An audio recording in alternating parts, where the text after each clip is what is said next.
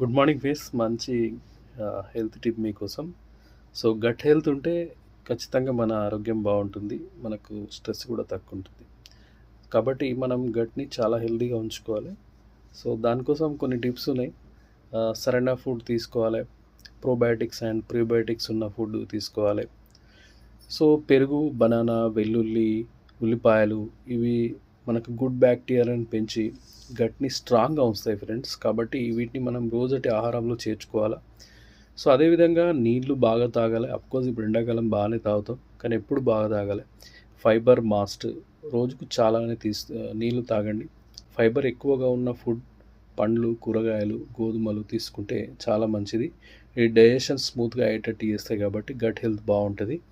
So digestion బాగుంటేనే మనం బాగుంటాం. నిజంగా చెప్పాలంటే టైంకి తినడం, స్ట్రెస్ని తగ్గించుకోవడం, సమయానికి తింటే బాగుంటుంది. ఓవర్ ఈట్ చేయొద్దు, స్ట్రెస్ తగ్గించుకోండి.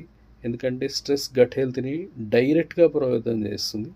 సో దానివల్ల మన మైండ్ సెట్ అనేది ఇబ్బంది పడుతుంది. సో మైగ్రేషన్ లాంటి ప్రాబ్లమ్స్ కూడా వస్తాయి.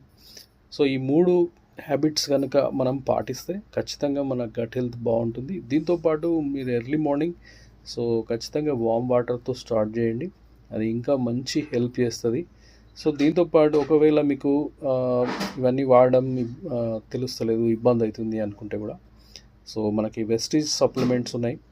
సో ఖచ్చితంగా కాంబయాటిక్స్, సిఎండి అండ్ ఫైబర్, సో ఇవి వాడుకున్నట్లయితే గట్ హెల్త్ చాలా బాగుంటుంది. ఇంకా మీకు ఇష్టమైతే అలోవెరా కూడా యాడ్ చేసుకోవచ్చు.